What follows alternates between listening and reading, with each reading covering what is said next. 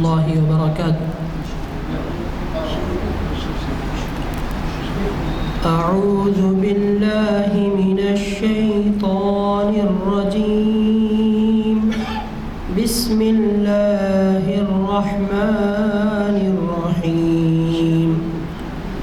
وما خلقت الجن والإنس إلا ليعبدون ما أريد منهم من رزق وما أريد أن يطعمون إن الله هو الرزاق ذو القوة المتين. صدق الله العظيم. آج 8 صفر 1446 ہجری مطابق 14 اگست 2024 عیسوی دن چہارشنبہ بعد نماز عصر جامع مسجد عالیہ گنج فاؤنڈری کے کانفرنس ہال میں منعقد کی جا رہی ہے محفل اقبال شناسی کی 1171ویں نشست کی. عنوان ہے اقبال کی شاعری میں شعری خصوصیت. مخاطب کریں گے عالی جناب ڈاکٹر مجید بیدار صاحب. میں ادباً گزارش کرتا ہوں عالی جناب ڈاکٹر مجید بیدار صاحب سے وہ شہ نشین پر آئیں اور مخاطب کریں. الشیطان الرجیم. بسم اللہ الرحمن الرحیم. ساری تعریفیں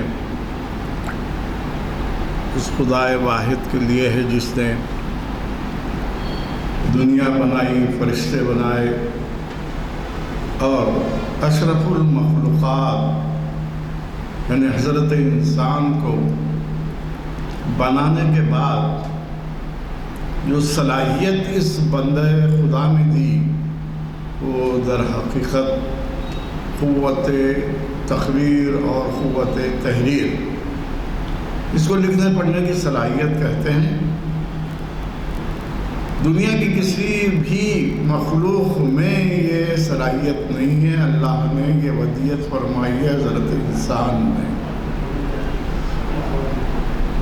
آج کی اس گفتگو کا آغاز اقبال کے اس دعا سے کروں گا کیونکہ وہ کیفیت دن بدن مسلم طبقے میں کم ہوتی جا رہی ہے. اقبال نے کہا تھا تڑپنے پھڑکنے کی توفیق دے، تڑپنے پھڑکنے کی توفیق دے، دل مرتضیٰ سوز صدیق دے، دل مرتضیٰ سوز صدیق دے. نئی قوم، نئی نسل، نئی معاشرت کا تو معاملہ یہ ہے کہ وہ دل مرتضیٰ اور سوز صدیق سے وابستہ نہیں ہوتے. وہ یورپین پورے طریقے ہماری زندگی میں آ گئے ہیں. کوئی بھی چیز بری نہیں ہے، ہر چیز اچھی ہے، لیکن وہ اعتدال سے ہو. اللہ تعالیٰ نے اپنے بندوں کو تاکید کی ہے کہ ہر چیز اعتدال سے اختیار کرو. حضور اکرم صلی اللہ علیہ وسلم رات بھر عبادتیں کرتے تھے مگر آپ کو رات بھر عبادتیں کرنے کا حکم نہیں دیا گیا. تو کہنے کا مطلب یہ امت جس ڈگر پر جا رہی ہے اس کو راہ راست پر لانے کے لیے اقبال نے اپنی شاعری کا استعمال کیا. راہ راست پر لانا کیا مطلب ہے؟ در حقیقت اللہ نے جو راستہ بتایا ہے اس راستے پر عمل کرنے، خود کرنے اور دوسروں کو بھی عمل کی طرف راغب کرنا، یہی راہ راست ہے. میں کر لیا نہیں، آپ اگر کیے ہیں تو دوسرے کو بھی اس اہم راستے کی طرف راغب کرنا ہے. اسی لیے قرآن میں جو آیت آئی ہے کنتم خیر امۃ اخرجت للناس تأمرون بالمعروف وتنہون عن المنکر. بے شک تم بہترین امت میں سے ہو کیونکہ تم نیکی کا درس دیتے ہو، نیکی پہ عمل کرتے ہو، دوسروں میں وہ منتقل کرتے ہو. آج ہم اپنی زندگیوں میں دیکھیں تو کیا آج سے 30 سال پہلے جو ہندوستان کا مسلم معاشرہ تھا وہ برقرار ہے، تو اس کا مطلب یہی ہوا اقبال نے جو دعا کی تھی تڑپنے پھڑکنے کی توفیق دے، دل مرتضیٰ سوز صدیق دے، اس میں شاید کچھ کمی آ گئی ہے۔ ایک مثال سے واضح کروں گا، اسی حیدرآباد میں مجلس تعمیر ملت کا جیسے سیرت النبی ہوتا تھا، ایگزیبیشن گراؤنڈ پر لاکھوں کی تعداد میں لوگ شریک ہوتے تھے، ظہر کی اذان ہوتی تھی، نماز ظہر ادا کی جاتی تھی۔ کیا آج 12 ربیع الاول کو ہمیں پورے سال بھر کی مصروفیات نکل آتی ہیں؟ اللہ نے اجتماع کی صفت کو اس قوم میں داخل کر دیا ہے۔ ہر روز 5 مرتبہ آپ کو یکجا ہونے کا حکم دیا گیا ہے، ہفتے میں 1 مرتبہ جمعہ کو اور سال میں 1 مرتبہ۔ کیا ہم مسجدوں میں نماز پڑھنے کے بعد ایک دوسرے سے مصافحہ کرتے ہیں، ایک دوسرے سے بات چیت کرتے ہیں؟ امام سلام پھیرتے ہی بھاگنے کی فکر، کیا جلدی ہے، کیا ہونے والا ہے؟ جاتے ہی آسمان پر جو ہے جھنڈا گاڑنے والے ہیں۔ یہ عجلت پسندی، جلد بازی، یہ قوموں کی تباہی کا وسیلہ۔ علامہ اقبال نے شاعری کی جتنی چیزیں اختیار کی، اس میں جلد بازی، عجلت پسندی کو انتہائی ناپسندیدہ عمل قرار دیا ہے۔ ان کا پورا کلام پڑھ لیجئے، کیونکہ بعض شعری روایات کی ہے، شعری خصوصیات کی ہے۔ اقبال جس دور میں زندہ تھے، اقبال نے ہندوستان میں بھی زندگی گزاری اور یورپ کے مختلف علاقوں میں بھی زندگی گزاری۔ اس دور میں 3 نئے تصورات فروغ پا چکے تھے۔ ایک تصور یہ تھا انسان بندر کی اولاد ہے، یہ کہنے والا بھی ایک یورپین تھا۔ دوسرا تصور یہ تھا انسان کی پیدائش اللہ نے اس لیے کی ہے کہ وہ سیکس کا کام پورا کرے، جنس، یہ بولنے والے بھی اس دور میں موجود تھے۔ دوسرا تصور تھا، پرانی آیات خود ہم کو بتاتی ہیں۔ تیسرا جو تصور تھا، شعر و ادب کی پرانی روایت کو ختم کر دینا، نئی روایت شروع کرنا۔ یہ 3 تصورات اقبال کے زمانے میں ترقی یافتہ شکل میں موجود تھے، اور اقبال کے دور میں ہی خدا کا انکار، فرشتوں کا انکار اور خدا سے اپنی مراد پوری نہ ہونے پر اس کو برا بھلا کہنا، یہ سب چیزیں شاعری میں آ چکی تھی۔ ہمارے یہاں حیدرآباد میں کئی شاعر تھے جو مزاحیہ شاعری کرتے تھے۔ ان کی شاعری سن کر، ان کا نام سن کر اب بھی ہمارے سر احترام سے جھک جاتے ہیں۔ لیکن آج جو شاعری کی جا رہی ہے، اس کا مقصد لوگوں کا دل بہلانا ہے، کوئی میسیج، کوئی پیام دینا نہیں ہے۔ اقبال نے اپنی شاعری کے ذریعے صرف شاعری نہیں کی، اسلام کا پیغام، اخوت کا پیغام، اتحاد اور یکجہتی کا پیغام اور ملت کو مجتمع ہو کر اپنی خصوصیت ظاہر کرنے کا پیغام، یہ اقبال کی شاعری کی خوبیاں ہیں۔ اب تو یہ سمجھ میں آتا ہے کہ ہر شخص علامہ وقت ہے۔ اب جو صورتحال ہے، کسی دن امام نہ آئے اور جو ہے مؤذن صاحب امامت کر لیں تو 2-3 گرکھے نکل کے کہہ دیتے ہیں واہ آپ نے تو کیا امامت کی، کیا قرت کی۔ اب اس کے بعد ان کا دماغ 7ویں آسمان۔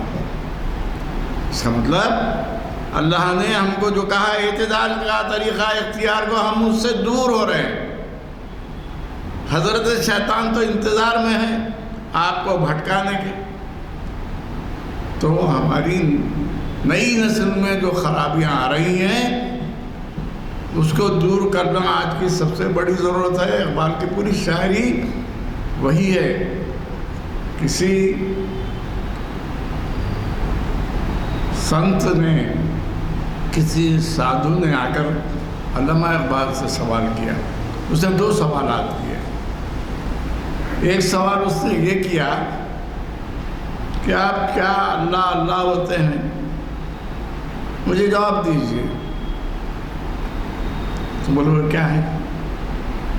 بھائی ندی کا پانی آگے بڑھ کر دریا میں جاتا ہے، دریا کا پانی سمندر میں جاتا ہے، سمندر میں ملنے کے بعد پھر ندی باقی رہتی ہے. انسان بھی اللہ کی یاد میں غرق ہو جائے تو وہ انسان خدا ہو جاتا ہے. یہ ہندو فلسفہ. ایسی بہت سی چیزیں ہمارے معاشرے میں آ گئی ہیں. ذرا دولت آ گئی، ذرا پیسہ آ گیا تو پھر اس کے بعد ہم یہ سمجھتے ہیں کہ ہم دنیا کے بہترین آدمی ہیں. میر عثمان علی خان آخری نظام، دنیا کے امیر ترین آدمی، آج ان کو کوئی پوچھنے والا ہے؟ سکندر، دارا، کیسے کیسے لوگ. تو اللہ تعالیٰ نے دنیا میں انسان کو بتا دیا ہے کہ تمہاری حقیقت 50، 60، 70، 80، 100 قدم، اس کے بعد تم کو کوئی پوچھنے والا ہے. قبرستان میں کیسے بڑے بڑے بزرگان دین ہیں، کون کی اپنے دادا پردادا کی مزار پر جاتا ہے. تو ہر چیز فنا ہو جائے. اقبال نے اپنی شاعری میں فنا اور بقا کے فلسفے کو پیش کیا. یہ اقبال کی شاعری کی خصوصیت. پہلی بات میں نے بتائی کہ جو یورپی تصورات آ رہے تھے، افکار آ رہے تھے، جن کو تھاٹس کہا جا رہا تھا، سیاسی نظریات الگ تھے، مذہبی نظریات الگ تھے، اور سماجی اور اس کے ساتھ ساتھ اخلاقی نظریات الگ تھے. آج ہم غور کرتے ہیں تو علامہ اقبال کی تمام تر شاعری مشرقی مزاج کی علمبردار ہے. مشرقی مزاج کیا ہے؟ یہ مغربی مزاج کیا ہے؟ بر اعظم ایشیا میں جتنے مذاہب گزرے ہیں، چاہے وہ ہندو مت ہو، چاہے سکھ مت ہو، چاہے جین مت ہو، چاہے وہ بدھ مت ہو، چاہے اسلام ہو، چاہے یہودیت ہو، چاہے نصرانیت ہو، یہ تمام مذاہب بر اعظم ایشیا میں، دنیا کے مشرق میں، ان مذاہب نے انسان کو انسان بنے رکھنے کی تعلیم دی اور یہ بتایا کہ در حقیقت انسان کی دنیا میں ودیت کا مقصد ہی یہی ہے کہ وہ خدا کی تعریف و توصیف کر کے اپنے سر کو اس کے روبرو جھکائے. اس کو سنسکرت میں نمن کہتے ہیں. تو سنسکرت کا فلسفہ بھی وہی ہے. صرف یہ فرق ہے اسلام میں اور ہندوازم میں کہ اسلام جو ہے ایک خدا کی پرستش، اور خدا خدا ہے، بندہ بندہ ہے. بندہ لاکھ کوشش بھی کر لے تو وہ خدا نہیں بن سکتا. کیا نمرود خدا بن سکا؟ کیا حامان؟ کیا فرعون؟ کوئی بھی بندے کی حالت میں ہی رہے، بندے کی حالت سے گزر گئے. تو یہ پرانا فلسفہ ہوگا، اب سمجھانے کی ضرورت نہیں. بتانا مقصود یہ ہے کہ یورپ سے جو ریلا آ رہا تھا نئی تہذیب کا، نئی تخلیق کا، نئے انداز کا، اس میں خدا سے انکار، جس کو ہم کمیونزم کہتے ہیں، جس کو اشتراکیت کہا جاتا ہے، اس اشتراکیت کو ہندوستان میں شروع کرنے والے مولانا حسرت موہانی مولانا، اشتراکیت کے جو نظریات تھے، ایکویلٹی، مساوات، سب کو برابر کا حق دینا، مزدور حکم ہے کہ پسینہ سوکھنے سے پہلے مزدوری دے دو. تو ان کو یہ محسوس ہوا کہ اشتراکیت میں وہ تمام خوبیاں ہیں جو اسلام کی ہیں، اس لیے انہوں نے قبول کر لیا.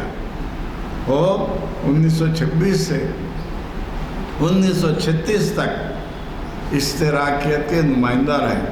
جب اس کا لٹریچر پڑھا تو پھر آپ اشتراکیت کو چھوڑ دیے. تو کہنے کا مطلب یہ ہے کہ قرآن میں کہا گیا ہے کہ کفر نئے نئے انداز سے تمہارے سامنے آئے گا، یہ ثابت کرے گا تم جو اسلام بول رہے ہیں وہ تو ہمارے پاس بھی ہے۔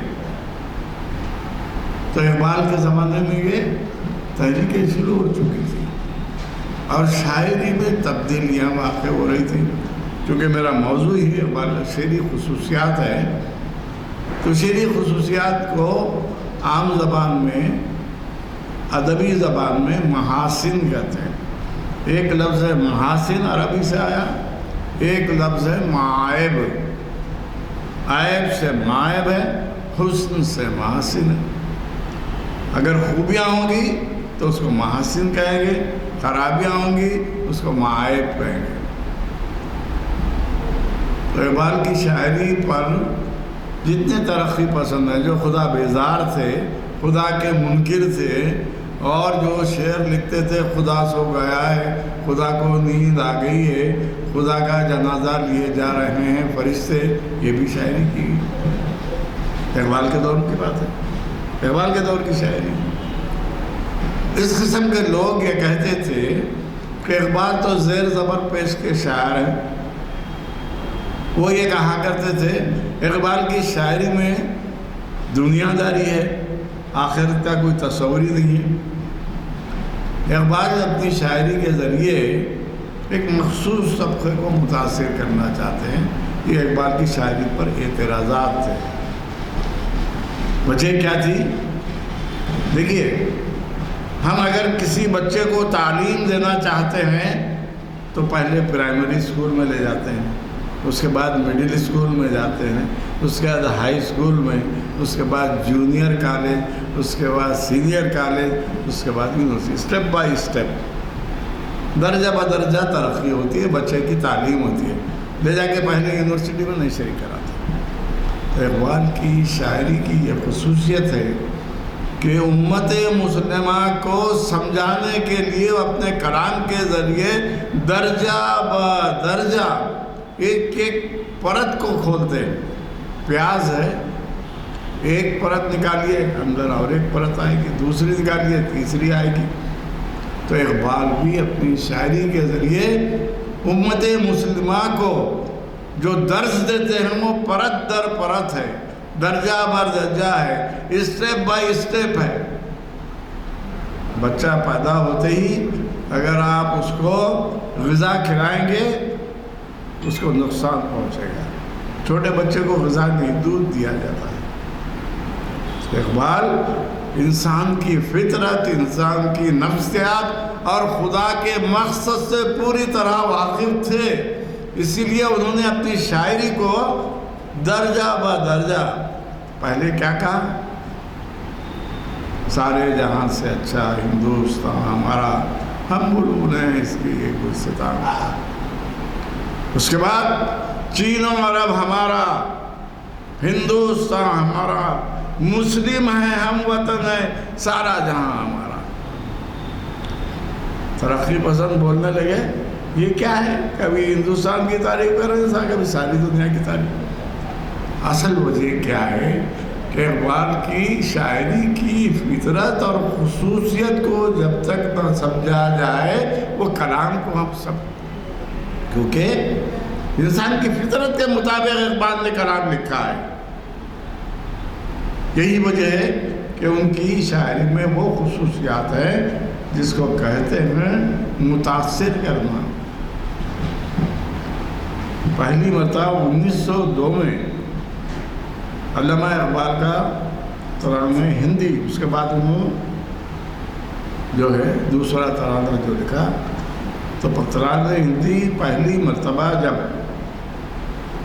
گایا گیا تو اس کی تعریف میں مہاتما گاندھی نے اردو میں خط لکھا جو اویلیبل ہے، دستیاب ہے ابھی، اس کی تعریف میں مہاتما گاندھی کا خط موجود ہے۔ کیوں؟ کہ وہ شاعری نہیں ہے، وہ لفاظی نہیں ہے، مقطع مصرع ملانا نہیں ہے، قافیہ ردیف جوڑنا نہیں ہے، وہ ایک دکھی دل کی آواز ہے جو تڑپ رکھتا ہے، امت مسلمہ کو جگانے کی تڑپ رکھتا ہے۔ تو وہ معمولی چیز نہیں ہے۔ ایک برہمن ذات اس کلام کو سن کر بے چین ہو جاتا ہے، اقبال کو خط لکھتا ہے۔ خود اس بات کی دلیل ہے کہ اقبال کی شاعری درجہ بدرجہ ترقی کرتی ہے۔ جیسے میں نے ابھی بتایا، انسان کی پرورش جو ہے بچے سے بڑا، بڑے سے نوجوان، نوجوان سے بوڑھا، اسٹیپ ہیں کہ نہیں؟ میں جوانی میں جس طرح بھاگتا تھا، دوڑتا تھا، اب بڑھاپے میں نہیں بھاگ سکتا، کیونکہ فطرت ہے انسان کی، جسم کی فطرت ہے، اس سے کوئی انکار نہیں کیا جا سکتا۔ تو اقبال کی شاعری میں بھی یہ تغیر و تبدل دکھائی دے گا۔ تو میں یہ بتا رہا تھا کہ اقبال جس دور میں شاعری کر رہے تھے، کئی یورپی خصوصیات اردو شاعری میں آ چکی تھی، کئی ترقی پسند شاعر موجود تھے، کئی رومانیت پسند شاعر موجود تھے۔ 1905 میں وہ دور ایسا تھا کہ کوئی مرد اب عورت کا نام، محبوب کا نام لینا معیوب سمجھتا تھا، برائی تصور کیا جاتا، اور اس دور میں ایسی شاعری بھی کی گئی۔ یہی ہے وہ سرزمین جہاں ریحانہ رہتی تھی، شاہین سے کیے سرگوشی، پروین سے رشتے جوڑے ہیں، یہ میرا چمن ہے، میرا چمن، میں اپنی چمن کا بلبل ہوں۔ اقبال کے دور کی بات بتا رہا ہوں۔ سلما سے دل لگا کر، یہ جو شاعری اقبال کے دور میں اردو کی ہوئی، اس کی مثالیں اس لیے دے رہا ہوں۔ ایک شاعری وہ ہوتی ہے جو انسان کی لگن کو خدا کی طرف مائل کرتی ہے، ایک شاعری وہ ہوتی ہے جو انسان کی سوچ کو دنیا داری میں مجبور کر دیتی ہے۔ آج جتنی بھی شاعری ہو رہی ہے اس میں دنیا داری ہے۔ اقبال کی شاعری میں دین اور دنیا کو ساتھ لے کر چلنے کا فلسفہ ہے۔ مشرق سے حذر کر نہ مغرب سے حذر کر، فطرت کا تقاضا ہے کہ ہر شب کی سیر کر۔ ہم سوچیں، ہم تاریکی کو دور کرنے کے لیے کچھ کر رہے ہیں تو اقبال کے افکار سے مستفید ہو رہے ہیں اور اپنی آخرت سنوار رہے ہیں۔ اگر نہیں کر رہے ہیں تو بہت بڑا جرم ہم سے ہو رہا ہے۔ تو میں بتا رہا تھا کہ وہ شاعری جو دلوں کو گرماتی ہے، وہ شاعری جس کی وجہ سے آپ کے دل میں تڑپ پیدا ہوتی ہے، کوئی کام کرنے کی ترغیب ہوتی ہے، اس شاعری کو بڑا مقام دیا گیا۔ اس شاعری کو روحانیت کا درجہ دیا گیا۔ اقبال نے جو شاعری کی، ان کی لفظیات پر بھی اعتراض کیا گیا۔ کوئی بھی ایک لفظ کا تلفظ ایک ہی ہو سکتا ہے، دو ہو سکتے ہیں کیا؟ قطعی نہیں۔ علامہ اقبال نے اپنی شاعری میں کئی الفاظ کو، اس کے تلفظ کو اپنی مرضی سے استعمال کیا۔ ان کا شعر ہے، تو نہ مٹ جائے گا ایران کے مٹ جانے سے، نشہ میں کو تعلق نہیں پیمانے سے۔ لفظ نشہ صحیح لفظ ہے۔ نشہ پلا کے گرانا تو سب کو آتا ہے، یہاں نشہ باندھا۔ تو انہوں نے کہا اقبال صاحب اردو کے شاعر ہیں آپ، نشہ صحیح ہے کہ نشہ صحیح ہے؟ شاعری کر رہے ہیں آپ یا اپنی مرضی کر رہے ہیں؟ تو کچھ امکانات، کچھ چیزیں زمانے کے تقاضے کے ساتھ جو بدلتی ہیں، وہ طریقہ اقبال نے اختیار کیا۔ یہ مثالیں دینے کا مقصد یہی ہے کہ شعر و ادب لفظوں کا، تلفظ کا، اظہار کا پابند نہیں ہوتا، شاعر جو چاہتا ہے اس کو اپنے انداز سے استعمال کرتا ہے۔ اب تو حالت یہ ہے اردو کی بدحالی کا، جو مرثیہ پڑھنا چاہیے، اخباروں کی سرخیاں دیکھ کے ہنسی آتی ہے، مذکر مؤنث، اس کے علاوہ ایک اخبار میں سرخی آئی کہ مہمانوں کو بکے پیش کیا گیا. کیا ہمارے پاس گلدستہ نہیں ہے؟ لفظ نہیں ہے. تو یہ خرابیاں کیوں آ رہی ہیں؟ جو قوم علم سے دور ہوتی ہے، پہلا حکم ہے اقرا، پڑھو. ہم علم سے دور ہو گئے، دولت کے پیچھے دوڑ رہے ہیں. پوری مسلم امت میں یہ خرابی آ چکی ہے. کتنے ممالک ہیں، کتنی دولت ہے، اسرائیل کو روک سک رہے ہیں کیا؟ کیوں؟ دولت ہے. مگر اللہ نے وہ جذبہ قوت نہیں دیا. اقبال مسلمان میں جذبہ قوت پیدا کرنے کے لیے اپنی شاعری کا استعمال کرتے ہیں. صرف لفظ ہی نہیں، صرف بیان نہیں، صرف کہانی نہیں. اقبال کے پاس ہر قسم کا رنگ ہے. ان کے پاس بچوں کی نظمیں بھی ہیں، ان کے پاس بڑوں کی نظمیں بھی ہیں، نوجوانوں کی نظمیں بھی ہیں، مرثیہ بھی ہے، قصیدہ بھی ہے، غزل بھی ہے، نظم بھی ہے. اس دور میں غزل کہنے والا نظم نہیں کہتا تھا، نظم کہنے والا غزل نہیں کہتا تھا. اتنے بڑے شاعر جیسے میں نے ابھی نام لیا، مولانا حسرت مومنی، جنگ آزادی میں حصہ لینے والے، ان کے پاس کوئی نظم نہیں ہے، غزل ہے. مطلب کیا ہوا؟ ایک وقت نظم میں اور آپ کے غزل میں، مرثیے میں، مثنوی میں، قصیدے میں کمال حاصل کرنا بہت مشکل تھا. میر انیس مرزا دبیر اقبال سے پہلے کے شاعر ہیں، وہ مرثیے میں مشہور ہیں. اقبال شعری روایت کے وہ تمام طریقے جو اردو میں ہیں، ان تمام طریقوں کو اختیار کرتے ہیں. والدہ مرحومہ کی یاد میں، کیا ہے یہ؟ مرثیہ. کسی کے مرنے پر لکھی جانے والی شاعری مرثیہ ہوتی ہے. غالب کی موت پر انہوں نے، حد یہ کہ ان کی یکجہتی کا ثبوت یہ ہے کہ انہوں نے اپنی شاعری میں رام چندر جی پر بھی مرثیہ لکھا، گرو نانک پہ بھی مرثیہ لکھا. کتنی وسیع نظری تھی. کیا حضور کے زمانے میں یہودی و نصرانی نہیں تھے؟ کیا حضور ان کو نظر انداز کرتے تھے؟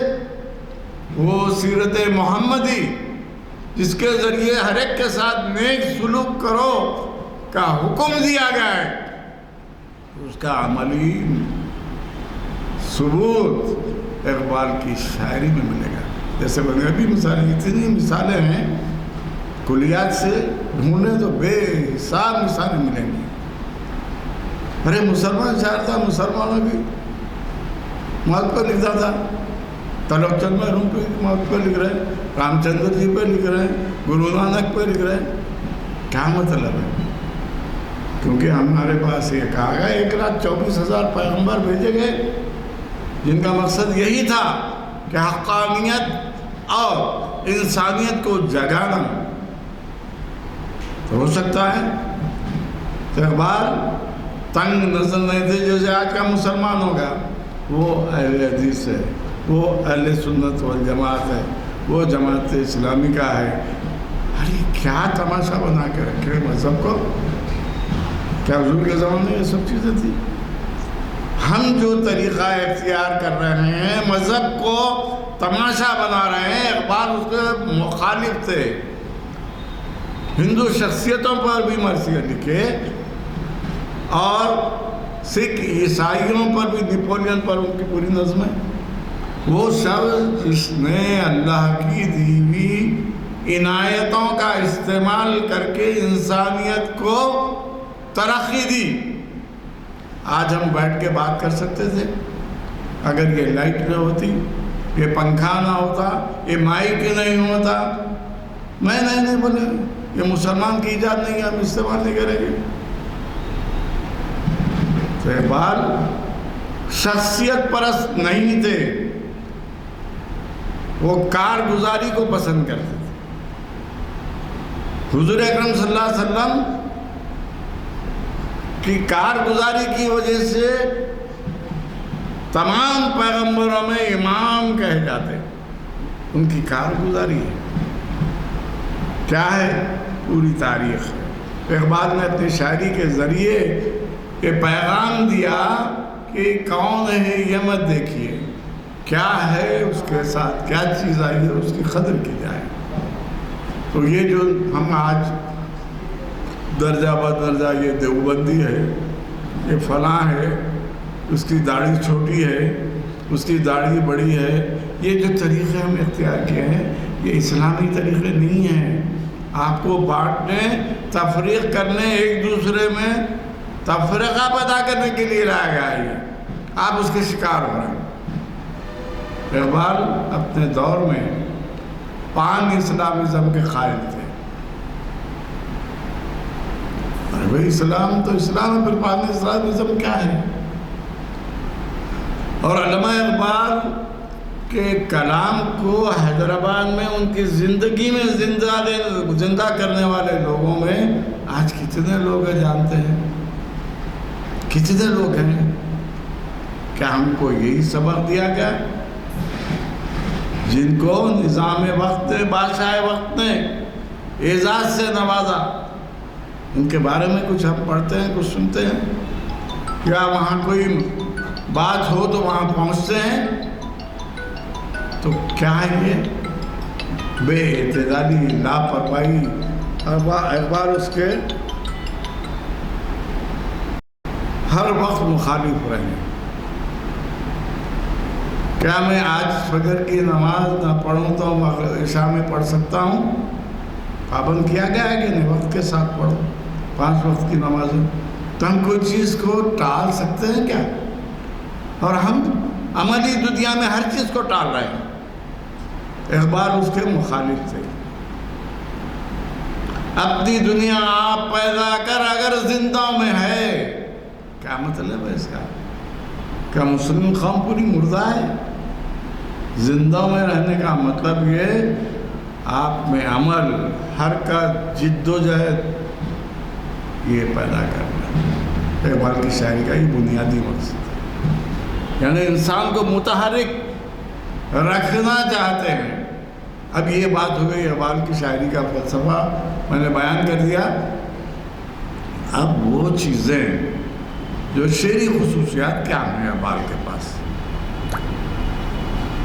آج کے دور میں افسانے کی طرح نظمیں بھی شروع ہو گئی، آزاد نظم بھی شروع ہو گئی، آزاد غزل بھی شروع ہو گئی، نثری نظم بھی شروع ہو گئی۔ یہ سب چیزیں تجربے ہم دیکھ رہے ہیں۔ اب ہم کو کیا معلوم کہ آزاد نظم ہے، کیا ماورا نظم ہے، کیا پابند نظم ہے؟ ہم تو اس علم سے بیگانہ ہیں، جس طرح اسلام سے بیگانہ ہے، علوم سے بھی بیگانہ ہے۔ کیوں؟ اس کو حاصل کرنے کی تڑپ نہیں۔ ہم نے جو ابتدائی شعر پڑھا، تڑپنے پھڑکنے کی توفیق دے، دل مرتضیٰ سوز صدیق دے۔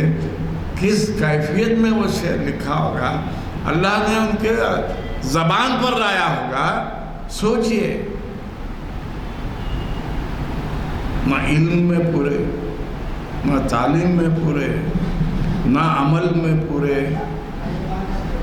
ایک واقعہ بیان کرتا ہوں، بہت مشہور واقعہ ہے۔ محدث دہلوی نے اپنی کتاب میں لکھا ہے کہ وہ اپنے کمرے میں، محدث دہلوی مولوی عبداللہ محدث دہلوی، جن کی اولادوں میں قرآن کی ترجمہ اور تفسیر لکھی گئی، ولی اللہ خاندان کہا جاتا۔ وہ اپنے کمرے میں بیٹھ کر، بھائی پہلے جنگل بہت تھے، بارش ہونے کے بعد گرمی نہیں ہوتی تھی، آج جنگل پورے کٹ گئے، بارش ہونے کے بعد بھی ہم اپنے ماحول کو تباہ کر رہے ہیں، انسانیت کو ہی نہیں ماحول کو بھی تباہ کر رہے ہیں، اور مسلمان ہونے کے ناطے تو ہم اسلام کو تباہ کر رہے ہیں۔ کیوں؟ عمل نہیں کر رہے ہیں۔ حکم یہ ہے کہ اگر تم صبح کی فجر کی نماز نہ پڑھو، میری طبیعت میرا دل یہ چاہتا ہے کہ تمہارے گھروں کو آگ لگا دوں۔ کتنی بڑی بات ہے عمل کرنے کا۔ یہی حیدرآباد میں فجر کے بعد، پرانے شہر میں ہم پیدا ہوئے، وہاں رہتے تھے، فجر کے بعد ہر گھر سے تلاوت کلام پاک کی آواز آتی تھی۔ کدھر گئی وہ آواز؟ ہم کیا تبدیلی لا رہے ہیں؟ مذہبی تبدیلی لا رہے ہیں۔ تو بہرحال میں بتا رہا تھا کہ آج شاعری میں کئی تجربے ہو گئے، رومانیت نکل گئی، ترقی پسندی چلی گئی، جدیدیت چلی گئی، ماں بعد جدیدیت، یہ سب ٹرمینالوجی میں بول رہا ہوں۔ تو آپ لوگ بول رہے گے، یہ بولنے کے بجائے صاحب بریانی، پیزا، تو کتنا اچھا رہتا تھا۔ ہم کو وہ چیزیں یاد ہے جو ہمارے جسم کو مخوی بناتی ہیں، وہ چیزیں یاد نہیں جو ذہن، عقل، فراست کو بڑھاوا دیتی ہے۔ اقبال کی تمام تر شاعری عقل و فراست پر مبنی ہے، وہ عقل و فراست کو بڑھانے کی تعلیم دیتے ہیں۔ تو میں یہ بتا رہا تھا کہ اقبال نے شاعری کے وہ تمام طریقے اختیار کیے جو مشرقی دنیا کے ہیں۔ ابھی میں نے بتایا مشرق مغرب، وہ تمام اخلاقی مذہبی باتیں اختیار کر رہے ہمارے ممالک، وہ مشرقی ممالک کہلاتے ہیں۔ مشرقی ممالک میں ہندوستان، پاکستان، چین، جاپان، سعودی عرب، ترکستان، یہ تمام ممالک مشرقی ہیں۔ یہاں مذہب کی پابندی، اخلاق کی پابندی، چھوٹے بڑے کا پاس و لحاظ، عورت اور مرد کا فرق، اس کے بجائے کوئی تہذیب کو نہ مانا جائے، وہ مغربی ممالک ہے، سوئٹزرلینڈ ہے، برلن ہے، اور آپ کے امریکہ ہے، رشیا ہے، ان کے پاس تو کوئی تہذیب ہی نہیں ہے۔ عورت عورت سے شادی کر سکتی، مرد مرد سے شادی کر سکتی، ان کے پاس کوئی تمیز ہی نہیں ہے۔ یہ مغرب ہے۔ جیسے میں نے مشرق سے اثر مغرب سے جو شعر پڑھا تو اس میں وہی بتایا گیا ہے۔ تو میں یہ بتا رہا تھا کہ مغرب سے، یعنی یورپین کلچر سے، یورپین شاعری سے بہت سی چیزیں اس دور میں آ چکی تھیں۔ اقبال نے ان چیزوں کو اختیار نہیں کیا۔ کوئی نقاد، کوئی محقق، کوئی کرٹکس اس پہ اعتراض کر سکتا ہے۔ اقبال کے زمانے میں ترقی ہو رہی تھی، تلوار کی جگہ تفنچا آ چکا تھا، بم آ چکا تھا۔ پھر اقبال اپنے دور کے تقاضوں کی بات کرنے کے بجائے 400 سال پہلے جو چیز تھی اس کی بات کیوں کر رہے ہیں؟ وہی مثنوی، وہی مرثیہ، وہی قصیدہ، وہی رباعی، وہی خطاط، وہی غزل، وہی نظم۔ کیونکہ اقبال کی پوری شاعری پابند ہے، وزن، بحر، قافیہ، ردیف اور اصولوں کی پابندی کی جائے تو ویسی شاعری کو پابند شاعری کہتے ہیں۔ اب آزاد شاعری کیا ہے؟ ہمارے دور میں ہمارے بہت سے ایسے دوست تھے کہ مسخرہ بند کرتے تھے۔ یہ ڈیڑھ مت والے کے حامد کمال، منور علی مختصری، سو ہمارے کلاس میٹس۔ تو اس وقت آزاد شاعری شروع ہوئی تو انہوں نے ایک شعر لکھا، ایک مصرع اتنا بڑا 4 مینار سے شالی بنڈا، ایک مصرع اتنا چھوٹا ایرانی گلی سے چوک۔ تو مطلب یہ کہ شاعری میں جدید شاعری جو آئی، مصرعوں کے اوزان کو فرق کیا گیا، اس کا مذاق اڑایا گیا، اور طنز و مزاح آ گیا، اقبال سنجیدہ شاعر ہیں، طنز و مزاح کے شاعر نہیں ہیں۔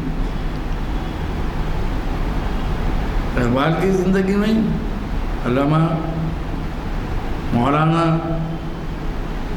جو اکبر الہ آبادی تھے، طنزیہ اور مزاحیہ شاعری کر رہے تھے۔ اقبال نے خود لکھا ہے کہ اگر اردو میں مولانا خواجہ الطاف حسین حالی اور اکبر الہ آبادی نہ ہوتے تو میری شاعری نہیں ہوتی۔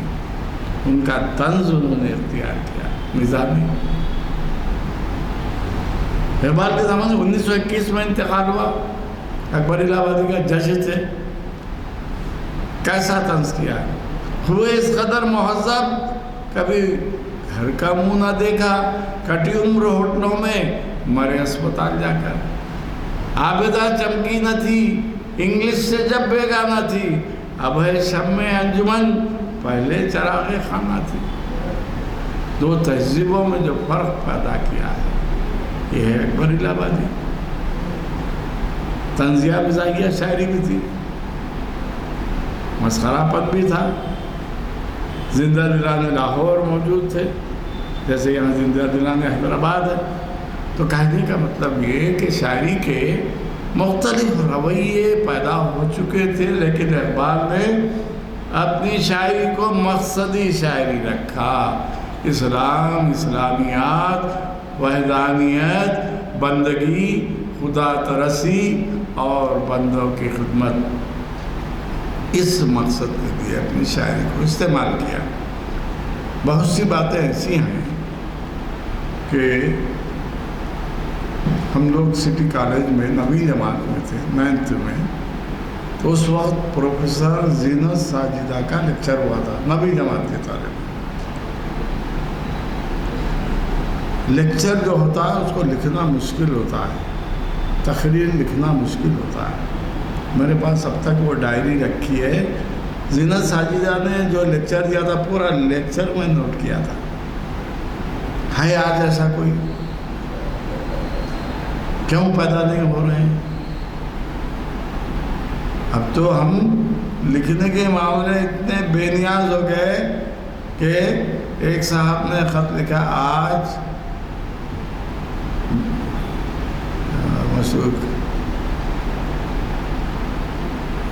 چلیے وہ مذاق کا موضوع ہو جاتا ہے۔ تو اقبال نے، میں نے جو بات کہی ہے کہ وہ اپنے فلسفے کو، ان کا فلسفہ کیا تھا؟ ان کے 5 فلسفے: تصور خودی، تصور عشق، تصور فخر اور تصور مرد مومن، تصور تعلیم۔ یہ 5 فلسفے ہیں۔ تعلیم کا فلسفہ ہے تم اللہ سے اسی طرح محبت کرو جیسے تم اپنے ماں باپ سے کرتے ہو۔ تو اس کا مطلب کیا ہے؟ ماں باپ جو حکم دیں وہ ماننا ہے، اور اللہ جو حکم دیا اس کو تکمیل کرنا ہے۔ کیا ہم کر رہے ہیں؟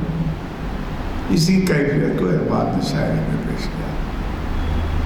خدا سے قربت حاصل کرنے کے لیے انہوں نے خدا سے، عشق خدا کے بندوں سے، عشق خدا کے احکامات سے، عشق خدا کے رسولوں سے، عشق خدا کے اصولوں سے، عشق خدا کے بتائے ہوئے راستے سے محبت، یہ ہے تصور عشق۔ اور فخر، ہم خیرے میں آ گئے۔ اقبال خواب رہے، فخر و فاخر جو مل گیا اس پہ گزارا کرنا۔ اقبال نے بتایا کہ خناعت کرو، اللہ تعالیٰ خناعت کرنے والوں کے ساتھ ہے۔ ان اللہ مع الصابرین، صبر کرو۔ آج غزہ میں صبر ہو رہا ہے، نتیجہ یہ ساری دنیا کی انسانیت ان کی حمایت میں ہے کیونکہ وہ صبر کر رہے ہیں۔ قناعت و صبر، یہ جو فلسفہ ہے اسلام کا، اس فلسفے کو شاعری میں کئی جگہوں پر اقبال نے استعمال کیا۔ مثنوی کا انداز ہے، مرثیے کا انداز۔ مثنوی کیا ہے؟ کسی بھی شاعری میں کسی واقعے کو کسی قصے کو بیان کرنا مثنوی ہے. چھوٹی سی نظم ہے، ایک پہاڑ اور گلیری. کوئی پہاڑ یہ کہتا تھا ایک گلیری سے، یہ کیا ہے؟ مثنوی کا انداز ہے. یہ قصہ نظم کیا جا رہا ہے، قصہ پیش کیا جا رہا ہے. اقبال کے پاس مثنوی بھی ہے، بچوں کا ادب بھی ہے. دیکھیے آج بھی جب پڑھا جاتا ہے وہ گیت، لب پہ آتی ہے دعا بن کے تمنا میری. کیا بات ہے، کیا کیفیت پیدا کی ہے. تو حالانکہ وہ بچوں کی نظم ہے مگر بڑوں کو بھی گرما دیتی ہے. تو اقبال نے قصے کہانی کو بھی شاعری میں پیش کیا، لوگوں کی اموات پر بھی شاعری کی، لوگوں کی تعریف میں بھی شاعری کی. قصیدہ لوگوں کی تعریف میں ہوتا. مرثیہ لکھا، مثنوی لکھی، غزل لکھی. اس زمانے میں غزل جو ہے ایک مخصوص لہجے کی علامت بن گئی تھی. رومانی غزل لکھی جاتی تھی، حسن و عشق کی باتیں کی جاتی تھی. اقبال نے غزل کو نیا آہنگ دیا. میں جو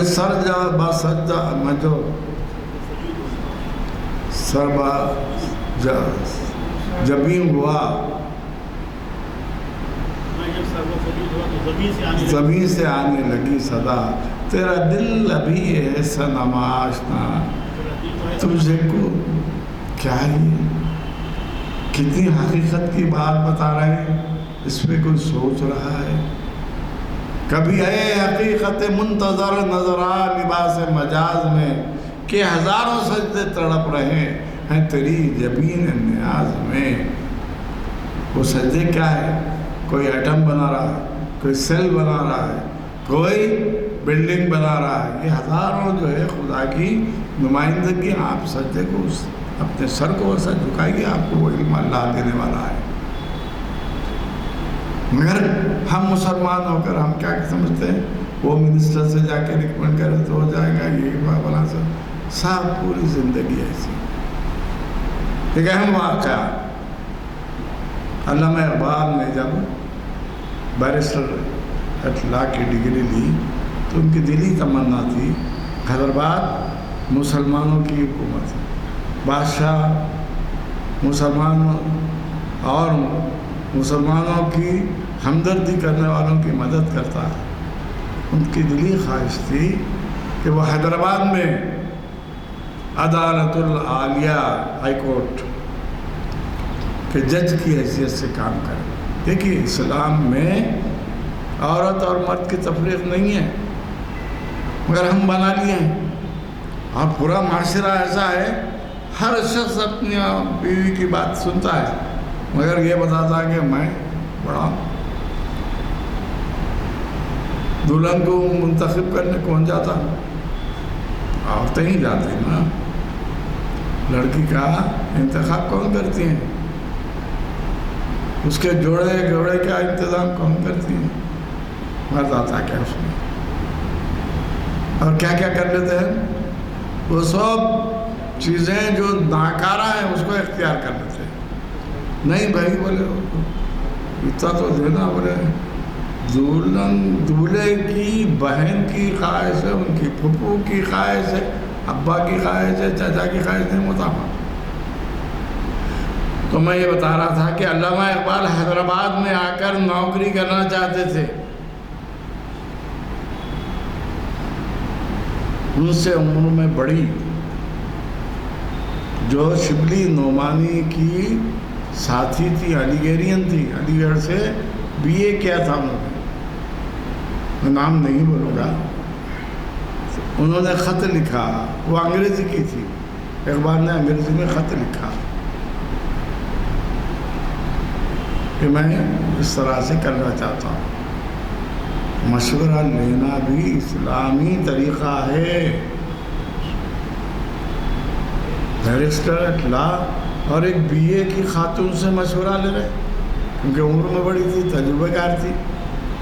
تو انہوں نے لکھا میں آپ کو روکتی نہیں آپ ضرور جائیے، مگر میں یہ واضح کر دیتی ہوں، موجود ہے کہ آپ حیدرآباد جائیں گے تو کافی مالدار، کافی شہرت یافتہ ہو جائیں گے، لیکن آپ کی شاعری کو زنگ لگ جائے گا، بادشاہ کی حاشیہ برداری میں رہ جائیں گے۔ کیسا مشورہ تھا، دیکھیے آپ کو دے رہی ہے کہ عورت دے رہی ہے۔ اقبال نے قبول کیا، تو کہنے کا مطلب یہ ہے ہر اچھی بات جو کہتا ہے اس کو عمل درآمد کرنا چاہیے۔ اقبال نے اپنی شاعری میں واضح کیا ہے۔ اب ان کی ایک نظم ہے، ڈیش ڈیش ڈیش کی گود میں بلی کو دیکھ کر تو ڈیش ڈیش ڈیش کو دے۔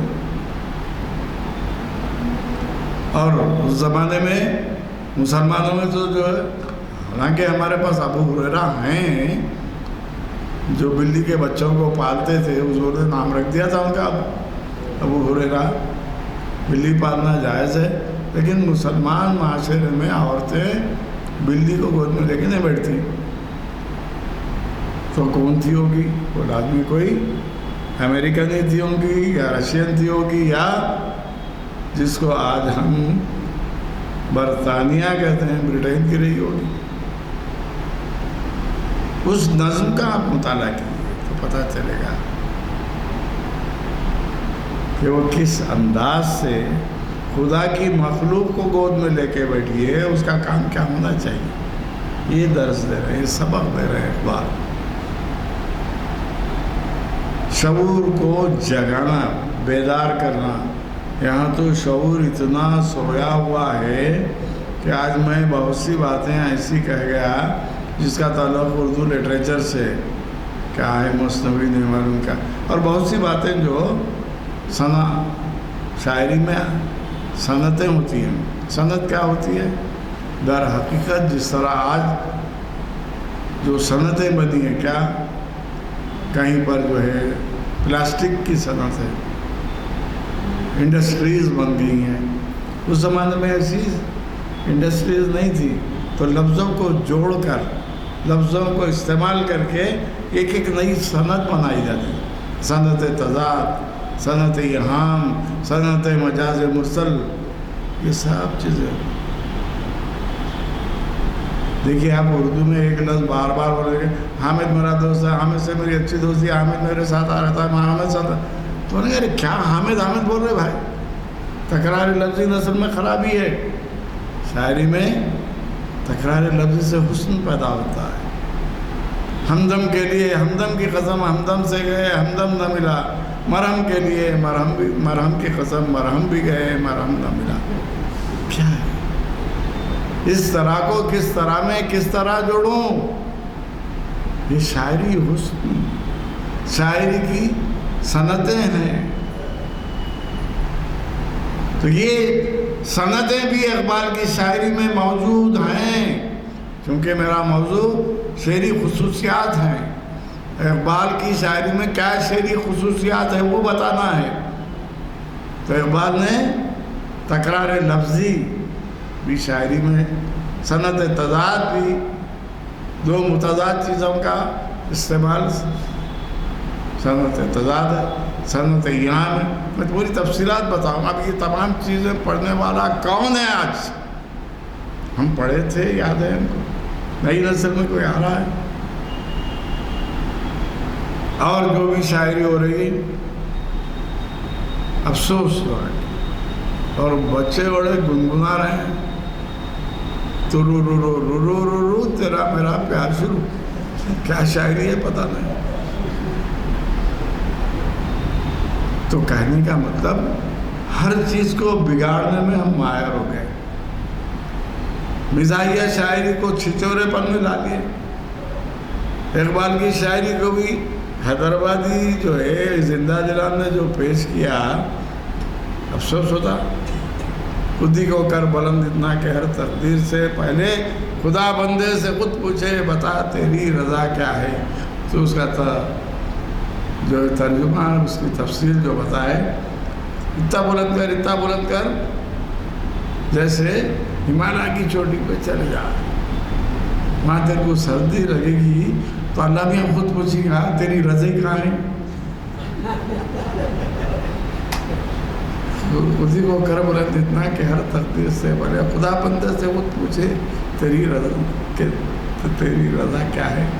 تو ہم جو ہے جو قوم مسخرے پن میں جاتی ہے وہ زوال آمدہ ہوتی ہے۔ بھائی کیسے کیسے شاعر تھے، دکنی میں لکھتے تھے،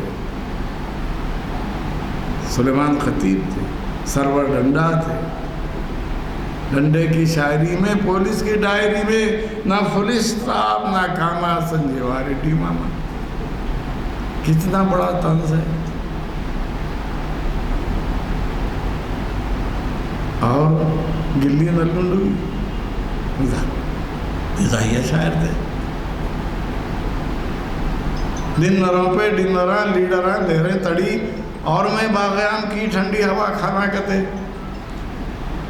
دیکھیے آپ کتنا طنز ہے، آندھرا ان کا کہتے میرا تلنگانہ کہتے۔ اور میں مزاحیہ شاعروں کی مثال دے رہا ہوں کہ ان لوگوں نے کیسا کلام لکھا، اور ہم آج جو بےہودگی ہو رہی ہے، اقبال کے کلام کو جو ہے حقیقت سے دور کیا جا رہا ہے، ایسے وقت ہماری ذمہ داری بہت بڑی ہے۔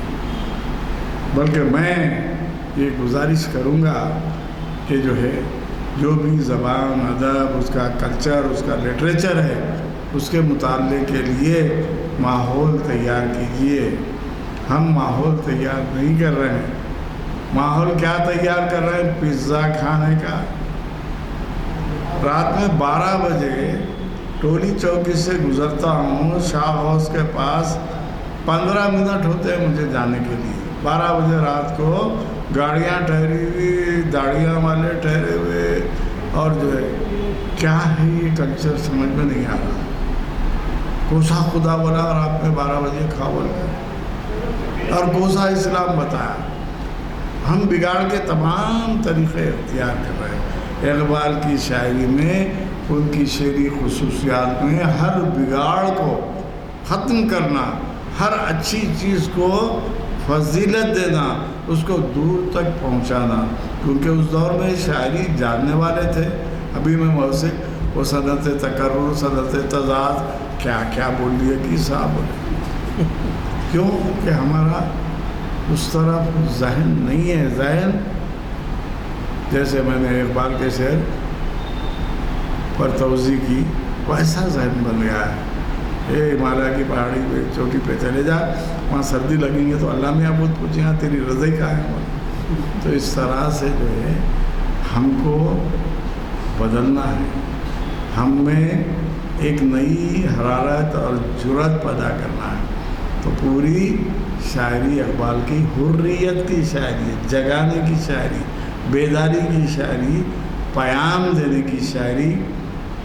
میں معذرت خواہ ہوں کہ میرا پیشہ کچھ ایسا ہے کہ شاعر نے کہا تھا بک رہا ہوں جنوں میں کیا کیا کچھ نہ سمجھے خدا کرے کوئی، تو پتہ نہیں کیا کیا کہہ دیتا ہوں۔ بس یہی دعا ہے کہ اللہ تعالیٰ ہم کو سننے، عمل کرنے اور اس کو دوسروں تک پہنچانے کی توفیق دے، یہی اہم چیز ہے۔ بے شک آپ کی دعا الحمدللہ ماشاءاللہ، بہت اچھا بیان تھا آپ کا، سن کے بہت مزہ آیا، اور خصوصاً شعری خصوصیات میں جو چیزیں آپ نے بتائی ہیں بہت ہی جو ہے عمدہ طریقے سے بتایا آپ نے، مثالیں وغیرہ جو دیے اور واقعات جو بیان کیے ہیں، ان کے خط کا جواب جو محترمہ دیے تھے بڑے دلچسپ تھے اور اچھا لگا آپ سے سنتے ہوئے، اور بقول آپ کے کہ وہ دعا میں ریپیٹ کرتا ہوں، اللہ ہم کو ہدایت دے، سنے سمجھے عمل کرے اور دوسروں تک پہنچانے کی ہمیں توفیق و ہدایت دے۔ اب ایسا ہوگا، ہماری عمریں بھی ایسی ہو چکی ہیں، ذہن بھی اس قابل نہیں رہا کہ ہم اس کو ذہن نشین کرتے ہوئے دوسروں. اس لیے میری آپ تمام حضرات سے گزارش ہے کہ اپنے ساتھ کسی ایک کو لاتے رہے تو تعداد بھی بڑھتی، پھر آپس میں دونوں ایک دوسرے کو کچھ بول دیے تو اس میں اعادہ ہو کے ذہن نشین ہونے کے چانسز زیادہ ہو جاتے ہیں. اللہ تعالیٰ ہم کو ہدایت دے، توفیق دے. اور دعا ہے میری پروفیسر مجید بیدار صاحب کی اللہ عمر دراز کرے، ان کے علم میں ترقی دے، ان کے علم میں اور برکت عطا فرمائے، اور ہم کو انہیں بار بار سننے کی توفیق و ہدایت دے. بسم اللہ الرحمن الرحیم. الحمدللہ رب العالمین. اللہم صلی علی سیدنا محمد وعلی آل سیدنا محمد وبارک وسلم. ربنا آتنا فی الدنیا حسنۃ وفی الآخرۃ حسنۃ وقنا عذاب النار وادخلنا الجنة مع الأبرار یا عزیز یا غفار یا رب العالمین. رب اغفر وارحم وانت خیر الراحمین. اللہم ارحمہما کما ربیانی صغیرا. رب اغفر لی رب اغفر لی رب اغفر لی یا الہ العالمین یا رحم الراحمین. اے اللہ ہمارے والدین عزیز و قریب رشتہ دار دوست احباب افسران صاحبان اساتذہ صاحبان جو اس دنیا سے گزر چکے ہیں، میرے مولا ان کی مغفرت فرما، ان کے درجات میں بلندی عطا فرماتے ہوئے ان کے قبروں کو جنت کا ایک باغ بنا دے. اور ہم سب جو بقید حیات ہیں میرے مولا ہم سب کو ہدایت دے، توفیق دے، سچی توبہ کر لے، توبۃ النصوح کروا لے جو تیرے دربار میں قبول و منظور ہو جائے. بعد اس کے ہم کو ہدایت دے کے حضور پاک نبی کریم صلی اللہ علیہ وسلم کی پیاری پیاری سنتوں پر عمل کرنے والا بنا دے. ہم تمام کی آخرت اچھی کر دے، دین و اسلام پر قائم رکھ، آخر وقت میں کلمہ طیبہ نصیب فرما. یا الہ العالمین یا رحم الراحمین. اے اللہ جتنے مومنین مومنات مسلمین مسلمات بیمار ہیں اللہ ان کو شفاء کاملہ عاجلہ مستعملہ عطا فرما. اے اللہ جو مخلوق ان کے قرضوں کی ادائیگی کے اسباب بنا دے. اے اللہ جو پریشان حال ہیں ان کی پریشانیوں کو دور فرما. اے اللہ جو طلباء اور طالبات تعلیم پا رہے ہیں انہیں نافع علم عطا فرما. ہر امتحان میں انہیں امتیازی کامیابی عطا فرما. یا اللہ یا رحمان یا رحیم یا کریم. اے اللہ جن لڑکے لڑکیوں کی شادیاں ہونا ہے میرے مولا ان کی شادیوں کے اسباب بنا دے. یہ کام ہرگز ہرگز تیرے فضل و کرم کے بغیر کوئی بندہ نہیں کر سکتا. میرے مولا مدد فرما، رحم فرما، بہتر سے بہتر رشتے فراہم فرما، خیر و برکت والے کام کروا دے، مبارک بختاور رشتے لگا دے. یا اللہ یا رحمان جن رشتوں میں خطۂ رحمی ہے اس کو صلہ رحمی سے متبدل فرما دے. اے اللہ سب کے جو لاولد ہیں ان کو صالح اولاد عطا فرما، اور جو صاحب اولاد ہیں ان کی اولادوں کو دنیا کی دین کی نعمتوں سے سرفراز فرما، دونوں جہان کے نافع علم سے سرفراز فرما اور دونوں جہان کی نعمتوں سے سرفراز فرما. ماں باپ کی آنکھوں کی ٹھنڈک بنا دے. یا اللہ یا رحمان یا رحیم یا کریم. اے اللہ جو بے روزگار ہیں ان کو روزگار کی تلاش میں ہے اللہ نہ تب حلال روزگار سے جوڑ دے. جو کاروبار کرنا چاہتے ہوں انہیں اچھا کاروبار سے لگا دے، اور جو ملازمت کرنا چاہتے ہیں ان کو بھی حلال ملازمت سے جوڑ دے. جو ملازمت کر رہے ہیں کاروبار کر رہے ہیں ان کے کاروبار میں ان کی ملازمت میں برکت والی ترقی عطا فرما. اے اللہ ہماری دعاؤں کو محض اپنے فضل و کرم اور حضور پاک نبی کریم صلی اللہ علیہ وسلم کے تقدس میں ان کے واسطے سے قبول و منظور فرما. والحمدللہ رب العالمین بحق لا الہ الا اللہ محمد الرسول اللہ.